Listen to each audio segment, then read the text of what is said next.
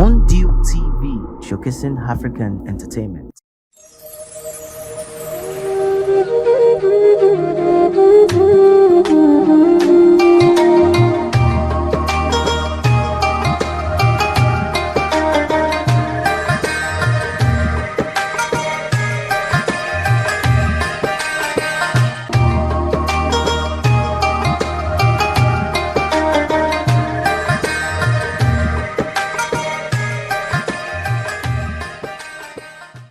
الحمد لله رب العالمين الرحمن الرحيم مالك يوم الدين والصلاة والسلام على من نطق بالدود سيدنا محمد صلى الله عليه وسلم وعلى آله وصحبه أجمعين. adúpẹ́ fún Ọlọ́run àfẹ̀yìn fún ànábì Muhammad sallallahu alayhi wa sallam, ìkẹ́ ìgẹ̀ kó máa bá ànábì àti àwọn aráalé àti àwọn sahabatul kiram àti gbogbo àwọn tábììn tí wọ́n gbaṣẹ́ lẹ́yìn wọn àti gbogbo àwọn ẹni Ọlọ́run tí wọ́n gbaṣẹ́ lẹ́yìn wọn. Ọlọ́mba kẹ́ wọn, ọlọ́mba gẹ̀ wọn. Bàbá Sheikh Adam, ọlọ́mba ṣàlékún kẹ́ wọn. Bàbá Sheikh Kamaluddin Al-Adabi, ọlọ́mba ṣe dáadáa fún wọn, ṣàlékún kẹ́ fún wọn. Bàbá Yusuf Al-Arbaji àti gbogbo àwọn àfà, bàbá Sheikh Imran Fasasi, gbogbo wọn bẹ́ẹ̀ ọlọ́mọ ṣàbá kẹ́ wọn lọ́run. Yálìkì àmọ́ wọn dá gbogbo tí wọ́n fi sílẹ̀ mọ́jọ́ ó bàjẹ́.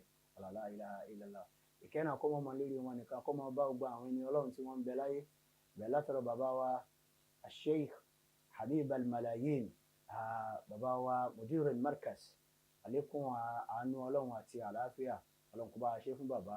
Ọlọ́run jẹ́ àrí bàbá pẹ́, jẹ́ àrí bàbá pẹ́, jẹ́ káàrí bàbá pẹ́. Akramakumullahu, jẹ́ káàrí bàbá pẹ́. Bàbá Mudir al-Markaz, Ọlọ́run jẹ́ àrí bàbá pẹ́. La ilaha illallah wala Qur'anil azim. Bákan náà bàbá wa Sheikh Mashood Ramadan Jibril Al-Amir Al-Kitwi, Ọlọ́run kó má ṣe àjárí àwọn bàbá wa pẹ́. Bàbá wa Sheikh Abdulwahab Zubair Al-Jamali àti gbogbo àwọn àfáà wa tá a lè dárúkọ tán ní Marokis káàkiri bẹ́ẹ̀, àtàwọn tí wọ́n ń ṣe markazi tí wọ́n jẹ́ àdàbí ní gbogbo wọn tí wọ́n gbéṣẹ́ dáwà dání. Ọlọ́run kó má ṣe àbá dúró tì wọ́n. La ilaha illallah. Tó wá fi dórí àwa náà táwa náà gbé dáwà dání àti gbogbo àwọn akẹgbẹ́ wa, Ọlọ́run jẹ́ àjọ láṣepẹ́ Qur'anil azim. Gbogbo àwọn ẹni Ọlọ́run láwọn mùsùlùmí lọ́kùnrin lóbìnrin táwọn náà ń dá sí tọ́lọ́run lọ́sàn-án lóru, àti nínú àwẹ̀ àti lẹ́yìn àwẹ̀ àti ìgbà tí iṣẹ́ àwẹ̀ gan, táwọn náà ń dá sí tí wọ́n ní tí wọ́n fi ń ṣe tọ́lọ́run. Ọlọ́run kó má ṣe jẹ́ kí àánú rẹ̀ jẹ́ kó máa bá yín gbé. La ilaha illallah. Iléeṣẹ́ wa Mondew TV, òun náà ni ẹ̀ ń gbọ́ wa ní gbogbo agbègbè tí ẹ bá wà. Ẹ ṣáà máa bá wa subscribe.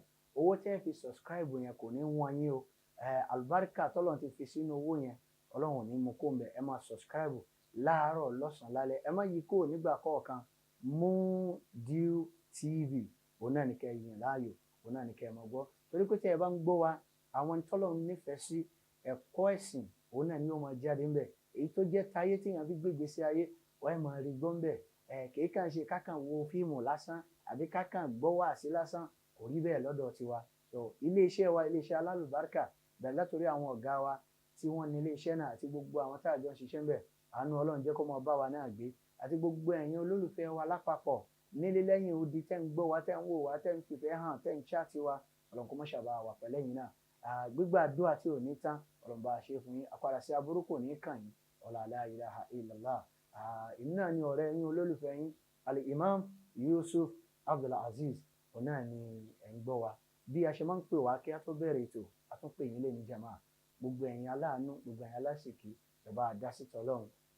Bí àwọn iléeṣẹ́ kọ̀ọ̀kan wà tí wọ́n máa ń ṣe zakat and sadaka, bẹ́ẹ̀ làwa náà ni, tó já sí pé ẹni tó bá fẹ́ yọ zaka àbẹ́ni tó fẹ́ ṣe sadaka àti ṣe sàárà, àwa náà ni bẹ́ẹ̀ táwọn èèyàn ń pè, ẹ bá wa ṣe nǹkan báyìí, ẹ bá wa ṣe nǹkan báyìí ní mọ́ṣáláṣí ni àbí nínú àwọn ọmọ ìyá wa nínú ẹ̀sìn tí wọ́n ní ìdìrànlọ́wọ́. tó ẹ ràn wá lọ́wọ́, Ọlọ́run rẹ̀ nìkọ̀ọ̀kan yín lọ́wọ́, Ọlọ́run rẹ̀ nìkọ̀ọ̀kan yín ṣe. Àpàdà sí aburú ò ní kàn yín. Ẹ pè wá sórí nọ́mbà wa àbí kẹ́ chaati wa, kẹ́ WhatsApp wa, á dá yín lò lórí 08039447149. lẹ́ẹ̀kan sí 08039447149 tàbí 09092309949. ọlọ́run kó má ṣáà jẹ́ kí a jọ ní àṣepẹ́ iléeṣẹ́ wa ọlọ́run jẹ́ kó máa nílọ síwájú sí má jẹ́ ó dàrú láéláé la ilaha illallah. ní èní jàmáà akéra wa kó ń gbẹ ọlọ́run gbà níṣẹ́ ọlọ́rẹ ọlọ́run gbà níṣẹ́ aládàáfẹ́ni kọ̀ọ̀kan wa àní febi panú lásán la ilaha illallah.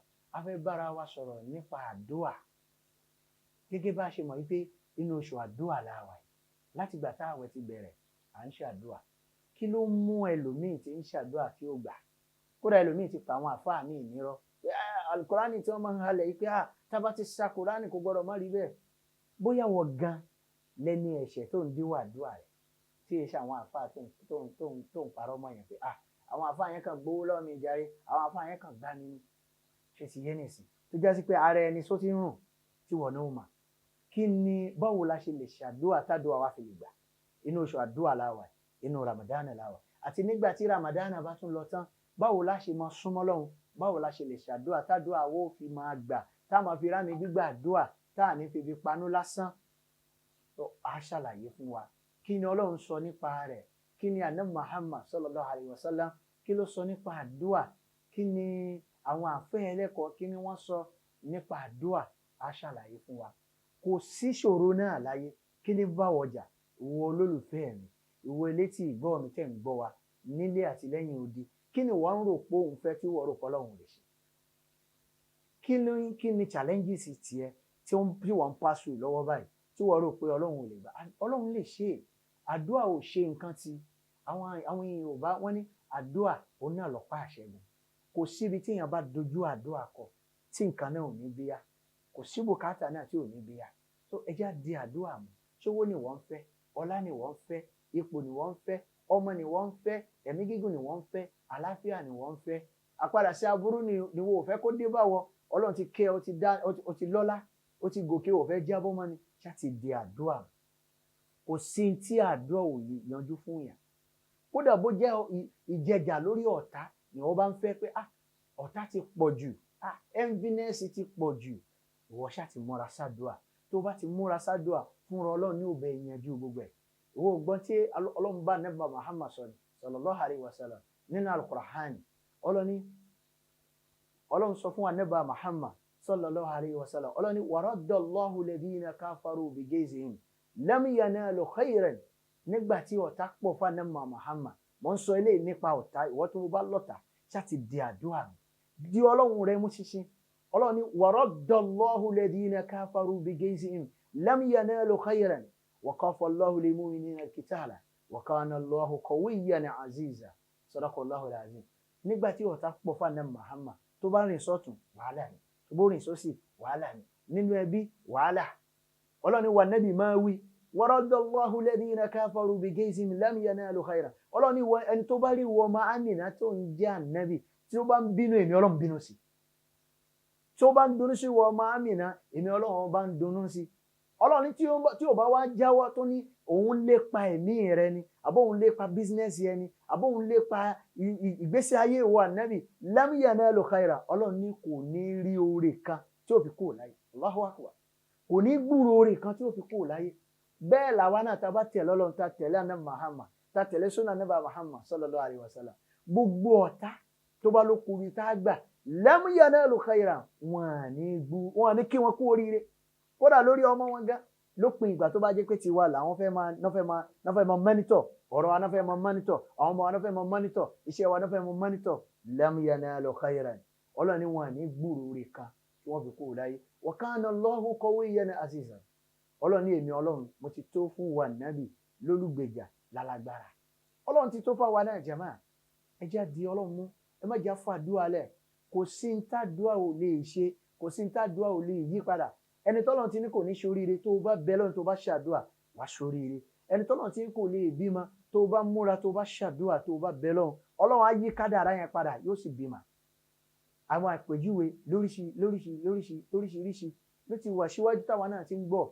kí wá lóde tí wọ́n fẹ́ jákàn ìwọ bọ̀dá ìwọ àǹtí, kí lóde tó fẹ́ ronú para rẹ̀? má ronú para rẹ̀, má fi ronú ṣe ìgbésí ayé rẹ̀ léṣe.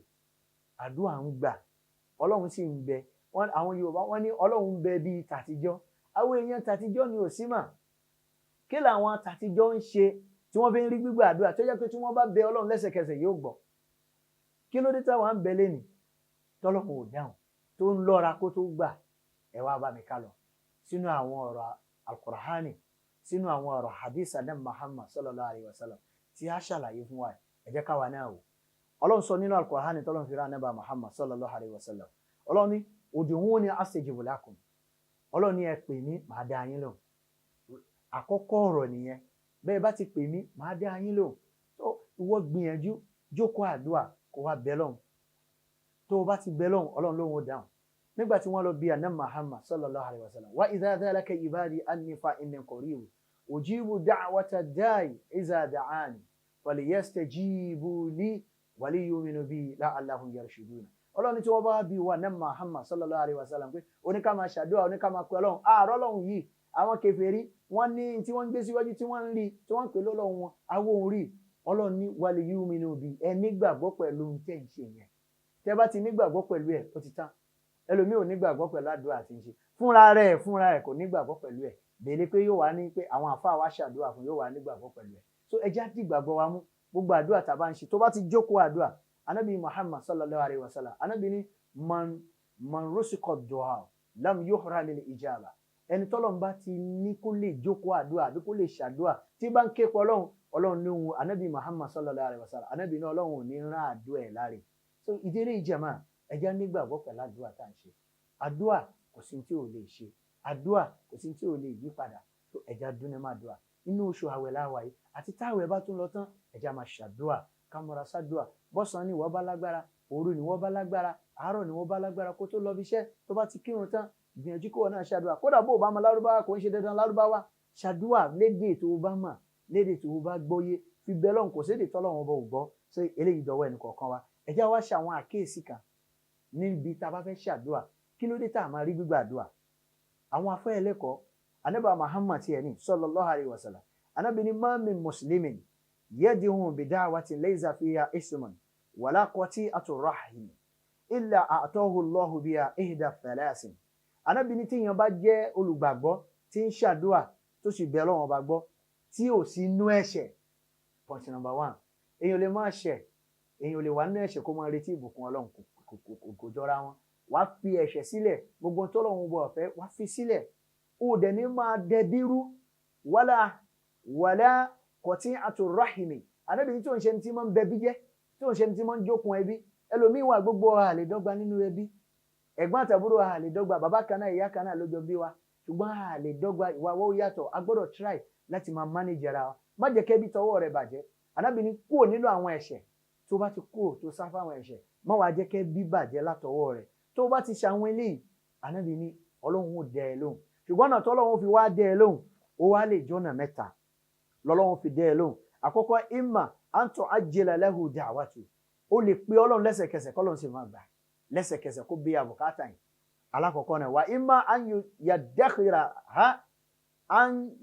yadakhiraha lahu fil akhirah ìgbà míì wà tọ́lọ́run ó lọ́ra àdúrà yẹn tí jẹ́ sí pé àwọn kìnìún tí ò ní jẹ́ kó rí ògo yẹn lò tí ò ní jẹ́ kádùá yẹn gbà wọ́n wà nílẹ̀ Ọlọ́run fẹ́ ká wọn kó lẹ̀ tán tó bá ká wọn kó lẹ̀ yóò wà ní kó rí ògo yẹn lò yóò wá gbàdúrà ẹ̀ wà imma an yasrifa anhu mina suhi misla àbí bẹ́ẹ̀ kọ́ Ọlọ́run fi àdúrà tó ń ṣe lọ́wọ́ yẹn kò ń ṣe kọ́ Ọlọ́run ò gbà ó fi clear gbogbo àwọn ogun gbogbo àwọn wàhálà gbogbo àwọn ìdààmú tó wà níwájú ẹ̀ náà tí ò ní jẹ́ gbádùn àdúrà yẹn bọ́dọ̀ àti ìgbà tánàbà Muhammad sọ nìyẹn àkọ́kọ́ kó gbà lẹ́sẹ̀kẹsẹ̀ àbí kó lọ́ra kó jẹ́ pé nígbà tó bá dà kìyàmà ní ó gbà Ọlọ́run kó má ṣe tiwa bẹ́ẹ̀ kó gbà láyé kó tún gbà tó bá dọ̀la kìyàmà àbí bẹ́ẹ̀ kó fi pa gbogbo àwọn ìdààmú wàhálà tí ó gbà ẹ nígbà tájọ àyẹn bá gbà tán òun ni so mo fẹ́ fún wa ní ẹ̀kọ́ kékeré kan àti ìtàn kékeré kan nípa Ànábì wa Suleiman aleyhi salatu wa salam nígbà ayé Ànábì Dahud torí pé Ànábì Suleiman àti bàbá rẹ̀ wọ́n jọ lùgbà ní arábìnrin kan bẹ aládùá ni bí wọ́n ti ń ṣàdúà ìwọ bàbá bò ti ń ṣàdúà bí ìwọ ìyá ṣe ń ṣàdúà lárábìnrin yẹn náà ń ṣàdúà nígbà yẹn ọmọ ẹyọ kan ló wá bí ọmọ yìí náà wá travel ó wá rè ìlú òyìnbó bí àṣà tẹ̀yìn èèyàn wá máa ń dání sí pé jápa ọmọ yẹn wá travel out Ọlọ́run ti wá kẹ́ ó ti achieve ó wá ń bọ̀ wálé tó ilé làbọ̀ sí mi ọmọ yẹn wá ń bọ̀ ṣíìpù tọmọ yẹn wá wọ̀ ó ti ní fort omi ti wá ń wọbẹ̀ díẹ̀ tó já sí pé tí ó bá gbabẹ̀ wọlé gbogbo àwọn tó wà ń bẹ àtọmọ yẹn wọ́n parun ni. Ìyá yẹn aládùá ni. Ìyá yẹn ó máa ń ta nǹkan bí ìyẹ̀fun bí èlùbọ́ bí nǹkan bí powder ló máa ń tà bí èlùbọ́. Ó wá dijọ́ kan ìgbà tí ìyá lọ sọ́jà, ìyá bá ń bọ̀ wálé, atẹ́gùn wá gbé gbogbo èlùbọ́ yẹn tí wọ́n gbé lọ sọ́jà, atẹ́gùn wá gbé. Ìyá yìí bá ń sunkún, ó wá lọ sí ààfin, ó lọ bá Nabi Dawud aleyhi salatu wa salam. Nǹkan báyìí ló ṣẹlẹ̀, òun ò rí irú eléyìí níjọ́ tóun ti ń lọ ọjà, nǹkan báyìí ò ṣẹlẹ̀ rí, atẹ́gùn máa dẹ èlùbọ́ òun ni, ó dànù, kódà òun ò rórí ipa rẹ̀ ńlẹ̀ẹ́lẹ̀, kódà òun ò tiẹ̀ rí ṣàgán, òun ò rí kó. Nabi Dawud ní gba owó lọ́ọ́ fi rè èlùbọ́ mi kó lọ́ máa tà á. Ọlọ́run ló mú wá bẹ́ẹ̀ gbà fọlọ́run ló bá jáde. Ìgbà tí ìyá ó jáde, Ànábì Sulaiman wá pé ìyá padà pé kí ló dé ìyá, inú yín ò dùn, kò sẹ́ni tó wọ ààfin yìí tí ò dùnnú jáde, kí ló ṣe yín tẹ́ tó ń ká ṣíṣíó. Wọ́n ní pé wọ́n ti kábíyèsí ti dá òun lóhùn, wọ́n ti fóun lówó, wọ́n ti ní pé kóun máa lọ. Wọ́n fún yín lówó kẹ̀, ṣé bá ṣe dẹ́jọ́ nìyẹn? Ó ní bẹ́ẹ̀ ni. Rárá o, ó ní ẹ padà lọ sọ́dọ̀ bàbá mi pé kò dá ẹjọ́ yẹn dáadáa, kí wọ́n béèrè kí ló atẹ́gùn tó gbé lùbọ́ yín, kí ló ń fà á tó fi gbé lùbọ́. Ẹbí bàbá mi nígbà ọba dọ́dọ̀ Ànábì Dawud aleyhi salatu wa salam, ìyá bá kẹjọ bá tún rò ká arákùnrin kan wá ń ta báyìí ni wọ́n sọ ní wá báyìí. Ọba ní Ànábì Dawud nìkan lọ pé Ànábì Sulaiman wa aleyhi salatu wa salam. Nínú ọlátọ́lọ́ fún Ànábì Sulaiman, gbogbo nǹkan ló gbọ́, gbogbo nǹkan ló gbé díẹ̀, gbogbo nǹkan ló mọ̀. Ànábì Sulaiman wá ní tọ́ ìwọ ìyá dúró báyìí, Ọlọ́run fún Ànábì Sulaiman lágbára. Ànábì Sulaiman wá pé atẹ́gùn, torí pé màláíkà kan ló wà ní ìcháàjì atẹ́gùn tẹ̀rí yẹn, ló fi ń játẹ́gùn, ló fi ń wúlò fún wa, la fi ń fà á sínú, ló ń lọ níbọ̀ ní òfin dà wá láàmú. Ìjọ́ tọ́lọ́ bá fẹ́ bínú ẹ̀rí, tátẹ́gùn bá bínú gbà míì, ó lè wọlé, ó lè fagiya. So ibi tá à ń lọ ni wípé Ànábì Sulaiman wá ní ìwà atẹ́gùn, kí ló dé tó da ìlú bọ́ ìyá yìí nù, kí lẹ́sẹ̀ tí ìyá yìí ṣe? Atẹ́gùn, Ọlọ́run wá fún atẹ́gùn lágbára láti lè dá Ànábì Sulaiman nù, gẹ́gẹ́ bí agbára tá a fún Ànábì Sulaiman aleyhi salatu wa salam. Atẹ́gùn wá ń sọ fún Ànábì Sulaiman pé ìyá yìí ọmọ kan ṣoṣo tó ní, ó ń bẹ lẹ́yìn odi, ó sì ti ń bọ̀ wá, ó ti kẹ́rù àdúrà ìyá yẹn ti gbà lórí ẹ̀. So ṣùgbọ́n ọkọ̀ ojú omi tó wọ̀ ó ti ya, ó ti ní fọ́ọ̀tì lẹ́gbẹ̀ẹ́ kan, tí òun ò bá fi èlùbọ́ ìyá yẹn tóun gbà lòun lọ fi dí ibẹ̀ yẹn, tóun ò bá ṣe bẹ́ẹ̀ ọmọ yẹn ò ní gúnlẹ̀ láyọ̀, yóò parẹ́ sínú omi ni. So ìdí tóun fi gbé èlùbọ́ ìyá yìí tóun lọ fi dí nìyẹn, pé àdúrà tí ìyá ń ṣe òun náà ló gbà. So ìyá lòun ń ṣe látẹ́gùn bá ṣàlàyé fún Ànábì Sulaiman aleyhi salatu wa salam. Ànábì Sulaiman bá ní kátẹ́gùn máa lọ, ó wá sọ fún ìyá pé ìwọ ìyá má banújẹ́ mọ́, máa dunnú láti ní ìran, Ọlọ́run ti gbàdúrà rẹ̀, àdúrà tó ń ṣe yẹn Ọlọ́run ti gbà.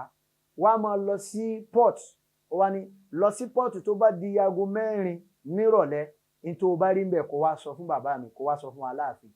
Ṣẹmọ̀ gẹ́gẹ́ bí àwọn èèyàn Ọlọ́run, wọn kì í já àwọn àfáà wọn kì í já àwọn níyàn, àbáwọn ẹni Ọlọ́run wọn kì í já àwọn níyàn. Báwa tèmi ṣe wà, báwọn míì bá ń já àwọn àfáà níyàn tó ẹnìyẹn ló mọ̀, tó ti yé nìsín. Ó wá lọ. Ìgbà tó dijọ́ kejì, ìyá bá dúró aago 4 àbọ̀, nígbà tí ń lọ bí dédé aago 5 ló bá rọmọ ẹ̀.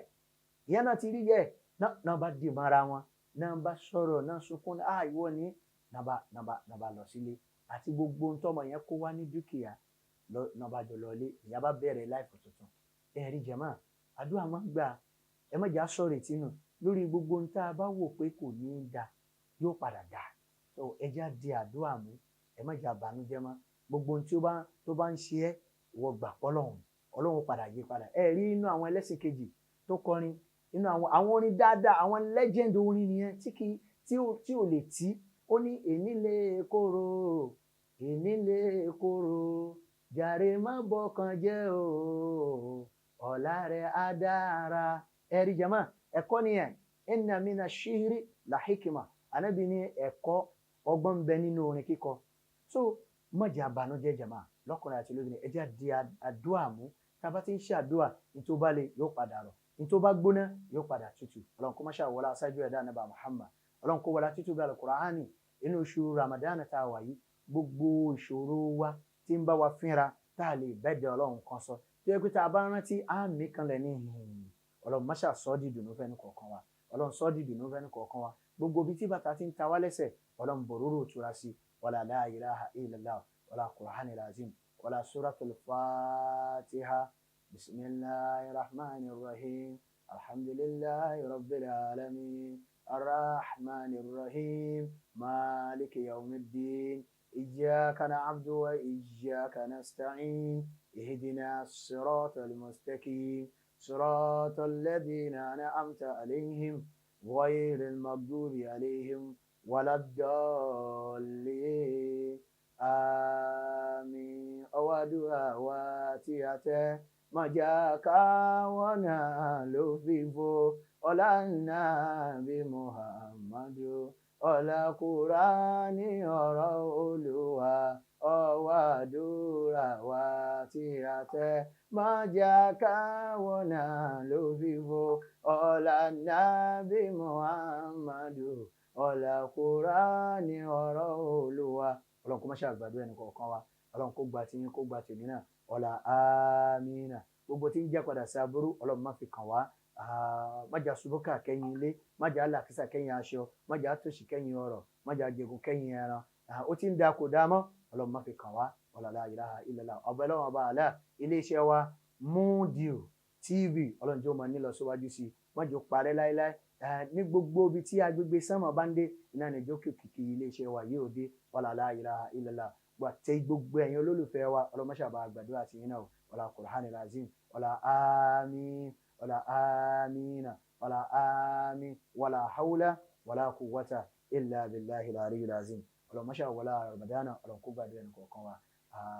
أولا يوم أن يقولوا فين الإمام يوسف عبد العزيز هنا نأتي بين سورة لا تورو ولو كما شاء بدوا ẹ̀pọ̀ wa lẹ́yìn ètò ẹ̀fẹ́ bá wa dá sí ètò ẹ̀fẹ́ ràn wá lọ́wọ́ nítorí àánú ní ìránṣẹ́ ọlọ́run lọ́wọ́ ní sponsora ẹ bá wa dá sí ọlọ́run rẹ̀ nìkọ̀ọ̀kan wa ní lọ́wọ́ àbíkẹ́ chat wa lórí nọ́mbà wa 08039447149 lẹ́ẹ̀kan sí 08039447149 tàbí 09092309949. ọlọ́run kó má ṣàjàjọ láṣepẹ́ ọlọ́run wọlé orúkọ iléeṣẹ́ wa Mudiu TV ọlọ́run kó bá gbẹ̀yìn náà ga.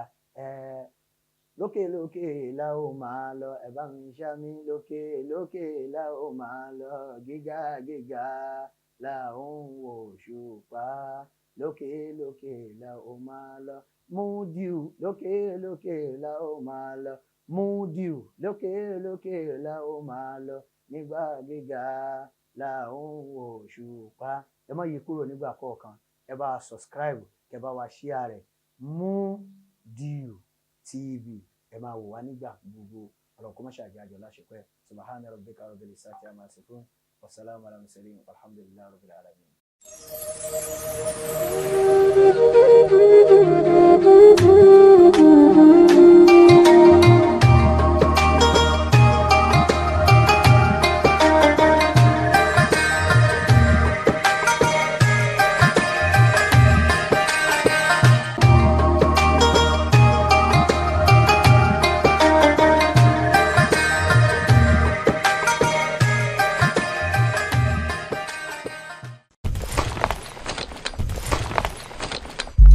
Mudiu TV, showcasing African entertainment.